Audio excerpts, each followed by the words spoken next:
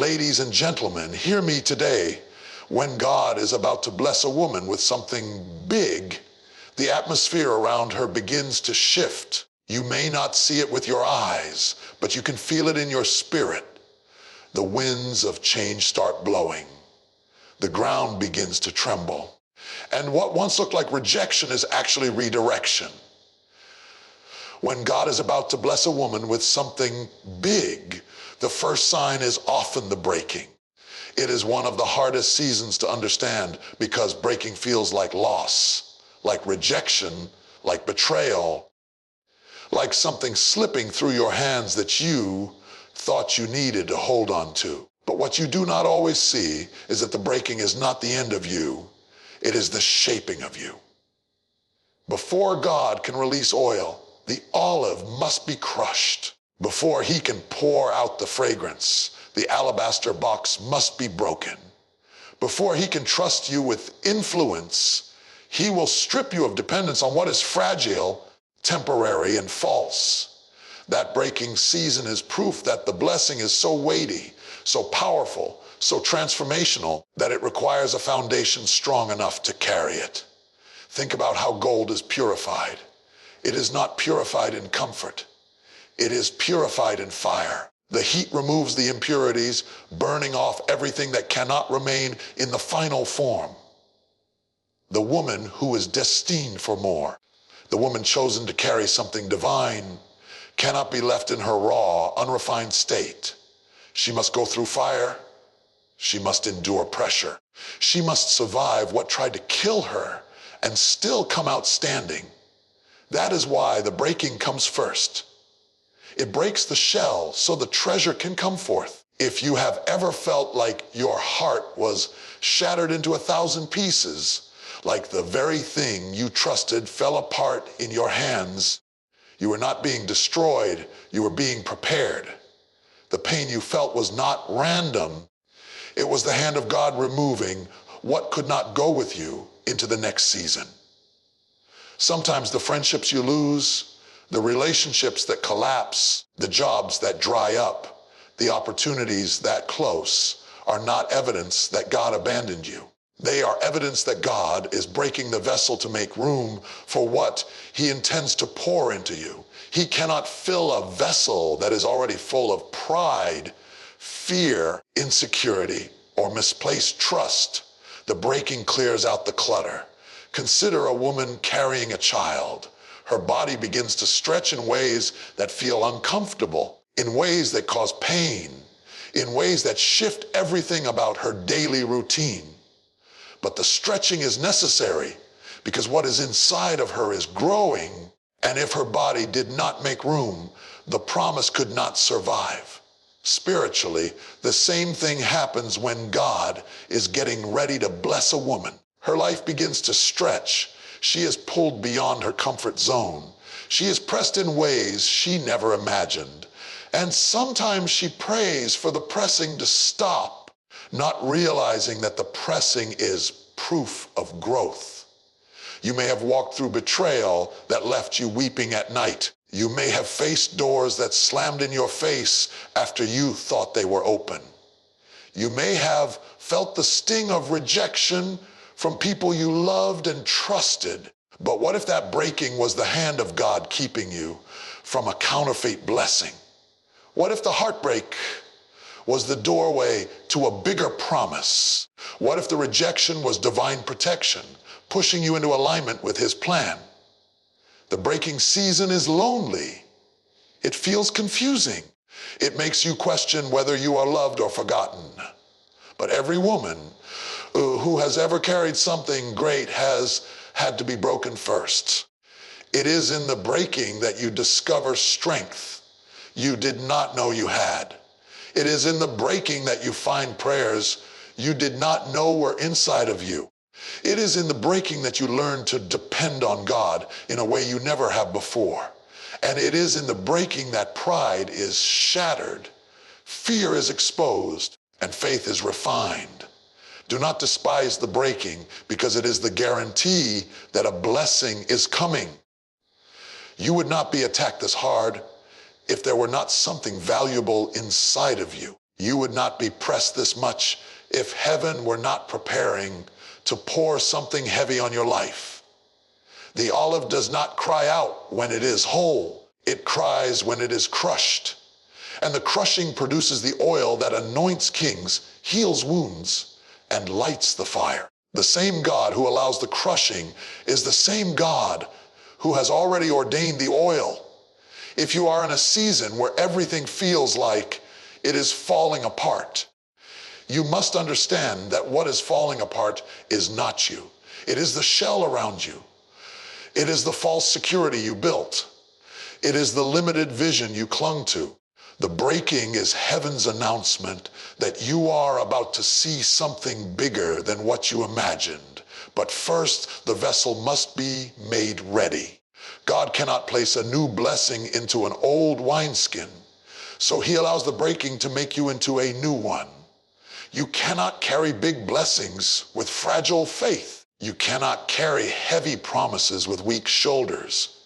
You cannot carry generational destiny with shallow roots. That is why the breaking comes before the blessing. It is God himself saying, I am preparing you for more. I am strengthening you to hold what I am about to release. I am stripping away what cannot last so that when I give you what I have promised, it will endure. When God is preparing to bless a woman with something big, one of the clearest signs is that he will separate her from the familiar. Isolation is not punishment, it is preparation. It is the season when God hides you, pulls you away from certain people, places, and patterns because the blessing he is about to release cannot be nurtured in the crowd. You may feel forgotten, but you are not forgotten. You are hidden. There is a difference. When something is forgotten, it has no value, but when something is hidden, it is being preserved until the appointed time. Diamonds are hidden deep in the earth until they are discovered. Seeds are hidden in the soil until they sprout. A woman in labor carries her child hidden in her womb until the day of delivery. Likewise, when God is preparing you for more, he hides you to protect what he has placed inside of you. Isolation feels uncomfortable because we are creatures who crave community, validation, and recognition. Yet God often removes those very things to teach you that his approval is greater than human applause. In isolation, you learn that your destiny is not dependent on who claps for you, who sees you, or who recognizes your gifts. Isolation strips away the noise so you can hear his voice more clearly. It is not the season of visibility, it is the season of intimacy. In the hidden place, he teaches you lessons that cannot be learned on public stages. He strengthens your roots in secret so that when you finally stand in the spotlight, you will not wither under the pressure. Think of Joseph, who was sold by his brothers and placed in a pit. It looked like rejection, but it was preservation. It was in the hidden places, Potiphar's house and prison, that his gifts were sharpened and his character was refined. By the time he stood before Pharaoh, he was no longer just a dreamer. He was a man of wisdom and leadership. The hidden place built him for the platform. The same is true for a woman on the verge of something extraordinary. The very place that feels like confinement is often the womb where destiny grows. Isolation may look like closed doors, unanswered calls, friends walking away, or opportunities drying up. You wonder why the people you thought would always be there suddenly distance themselves. But often, it is not that they rejected you. It is that God removed them. He knows what voices would distract you, what influences would hinder you, and what attachments would dilute your focus.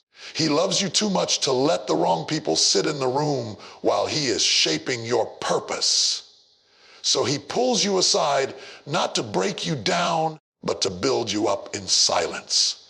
A seed cannot grow if it is left on the surface. It must be buried in darkness, covered in dirt, and left alone for a season. If you looked at it during that process, you would think it was dead. but underground life is stirring. Roots are spreading. Transformation is happening. Isolation feels like being buried, but in reality, you are being planted. Being planted means there will be growth, there will be fruit, but there will be a season of harvest. But the planting season requires patience and trust in what cannot yet be seen.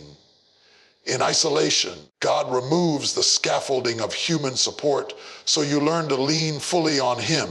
He exposes weaknesses that were hidden when you were surrounded by people. He shows you patterns that you could ignore when you were distracted by noise. He develops discipline, prayer, endurance, and resilience that could not form in comfort. What feels like a wilderness is actually a classroom. Every unanswered prayer, every silent night, every lonely tear becomes the ink God uses to write lessons on the tablet of your heart. You will find that in isolation, revelation comes. What you could not hear in the business of the crowd becomes clear in the quiet of solitude. Sometimes God cannot speak to you in the noise of celebration, so He pulls you into the silence of consecration. It is there that He whispers strategies, gives visions, and plants instructions for the blessing you are about to carry. Without isolation, the blessing could overwhelm you, but with isolation, you are prepared to steward it well. When God isolates you, it does not always mean that people are against you. Sometimes it simply means that the next season requires a version of you that can only be formed in secret. The butterfly must go through the cocoon. The prophet must go through the cave. The leader must go through the desert. And the woman destined for a great blessing must go through her season of divine hiding. It may hurt when the phone stops ringing. It may sting when the invitations stop coming. It may feel unfair when others are celebrated while you are overlooked. But hidden seasons are holy seasons. They protect you from premature exposure. They guard your promise from the wrong hands. They ensure that when you finally emerge, you are not half-baked but fully prepared, not half ready but completely equipped. Isolation is not the absence of God. It is the presence of His hand shielding, molding, and preparing you for what only He can see coming. When God is about to bless a woman with something big, one of the clearest signs is the presence of labor pains. Just like in the natural, labor pains come as a signal that something is on the way, something is about to be delivered, something that has been hidden inside for months is ready to be revealed. In the spirit, labor pains show up as pressure, struggle, warfare, and moments of intensity that seem to come out of nowhere. The contractions of destiny squeeze you, push you, and stretch you in ways you have never felt before, because the promise that has been growing within is too close to remain hidden any longer. Pain becomes the announcement that you are on the verge of birthing what God has placed in you. Every mother knows that the closer you get to delivery, the more intense and frequent the contractions become. At first, they are spread apart, but as the child draws nearer, the pressure increases. Spiritually, the same thing happens when God is about to release something major in your life. Early on, you might have faced battles here and there, but the closer you get to your breakthrough, the more relentless the pressure feels. Problems seem to pile up at once. Relationships strain, finances tighten, doors close, and everything that could test your patience seems to arrive at the same time. It is not random. It is the spiritual equivalent of contractions, the evidence that delivery is near. Pain in this sense is not a punishment but a prophecy. It is the body's way of saying, it's time. And in the life of a woman waiting for a blessing, the struggle is heaven's way of declaring, get ready to push. Many misinterpret the pain as a sign of failure, as though the promise will not come to pass. But in reality, It is the exact opposite. The pressure is the guarantee that what God planted inside you is almost here. Without pain, there would be no birth. Without contractions, the promise would remain locked inside. So the very thing that feels like it is breaking you is actually the process that is birthing you. There is a unique kind of strength that rises up in a woman in labor.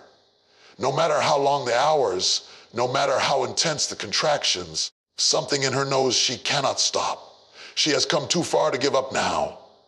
Spiritually, this is the kind of resilience God stirs in you during the final stages of preparation. You find yourself praying harder than you ever prayed, worshiping when you don't understand, standing when you want to quit. That inner strength is not accidental. It is God positioning you to endure the final stretch so you can step into the manifestation of the promise. Labor pains also bring focus. When contractions hit, distractions fade. The mother is no longer concerned about what is happening outside the delivery room. Her mind is locked on one thing, bringing forth what she carries. In the same way, when spiritual labor begins, you may find that things which once consumed your time and energy suddenly no longer matter. You lose interest in shallow conversations. You no longer have patience for meaningless drama. Your spirit is laser, focused on the purpose within you. The pressure narrows your vision because destiny demands your attention. Another truth about labor is that it requires a push. No matter how much the body contracts, no matter how prepared the mother is, the moment will always come when she must push. Spiritually, pushing represents your active participation in the birthing process. It is the prayers you pray when you feel like being silent. It is the worship you lift when you feel heavy. It is the persistence to move forward when everything in you screams to sit down. The push is your agreement with heaven that says, I will not stop until I see this promise come forth. Without a push, labor stalls. With a push, what seemed impossible suddenly emerges. And though labor pains are intense, they are temporary. They do not last forever because their only purpose is to usher in what has been carried all along. The same is true spiritually. The struggle you face in this season is not eternal. It is only a transition. The sleepless nights, the battles in your mind, the tears you cry, the pressure you feel, none of it is permanent. It is the passing storm that delivers you into a new season. When a woman gives birth, she forgets the pain for the joy of holding her child. Spiritually, when the blessing finally arrives, the weight of the promise overshadows the pain of the process. What once made you cry will make you rejoice. What once made you weak will prove how strong you are. What once felt like it was crushing you will be the very thing that confirms that you were carrying something greater than yourself. Labor pains are not the end. They are the undeniable evidence that the promise is closer than ever before. When God is about to bless a woman with something big, it is never just for her. The blessing is designed to flow through her and impact everything connected to her life. A true blessing is never selfish. It is generational. It is contagious. It multiplies. When a woman receives divine favor, her household feels it, her children benefit from it, her community is touched by it, and her lineage is transformed because of it. God does not anoint a woman simply for her own survival. He anoints her so that what she carries will heal, strengthen, and empower others who come into contact with her. Think of how one woman's yes can shift the destiny of many. A mother's faith can set the atmosphere of her home, influencing how her children see themselves and how they pursue their future. A wife's prayers can preserve her family from destruction. A daughter's obedience can restore honor to an entire bloodline. God knows the influence carried in the heart of a woman, and that is why when he chooses to bless her, the blessing cannot be contained. It overflows. It spills into places she did not even expect. It touches people she never even thought of reaching. That is the power of divine favor. It refuses to stay small. When a woman carries a blessing, she becomes a vessel of multiplication. What she touches grows. What she speaks into comes alive. Her hands nurture, her words heal, her presence shifts atmospheres. That is why her blessing is not confined to her bank account, her career, or her reputation. It is much deeper than material things. It is a spiritual inheritance that pours into everyone connected to her. Just as a well does not provide water for itself, but for the thirsty who draw from it, the woman blessed by God becomes a well for those around her. Consider the women of Scripture who carried blessings that rippled far beyond their own lives. Hannah's answered prayer was not just for her. Her son Samuel became a prophet who anointed kings and altered the course of a nation. Mary's obedience to carry the Christ was not simply for her reputation or her household. It was for the salvation of the world. Ruth's loyalty positioned her not only for personal redemption, but to stand in the lineage of David and eventually Christ. Each time God blessed a woman, the blessing reached far beyond her immediate need and became a legacy. This is why the weight of the breaking, the isolation, and the labor pains is so heavy. The blessing God is preparing is not designed to stop with you. It is designed to outlive you. The struggle is great because the impact will be greater. God is shaping you not just to handle provision for today, but to release influence for tomorrow. He is molding you not just to bless your own life, but to bless lives that have not even been born yet. Generational cycles of pain, poverty, and bondage are broken when one woman stands in her blessing. Chains that held families for years are shattered when one woman says yes to carrying something divine. This flow through nature of blessing also means responsibility. When God elevates you, he expects you to pour into others. When he heals you, he expects your testimony to strengthen someone else. When he prospers you, he expects generosity to flow through your hands. The blessing is not to make you a reservoir. It is to make you a river. A reservoir holds, but a river flows. The moment the blessing flows outward, it gains momentum. And the more it pours, the more God can trust you with. That is why the woman who is faithful in pouring into others is often the woman God continues to increase. It is not always about platforms or stages. Sometimes the flow of blessing shows up in the quiet influence of a mother raising children who will change the world. Sometimes it is in the faithfulness of a businesswoman who creates opportunities for others. Sometimes it is in the hidden intercessor whose prayers sustain people she may never meet.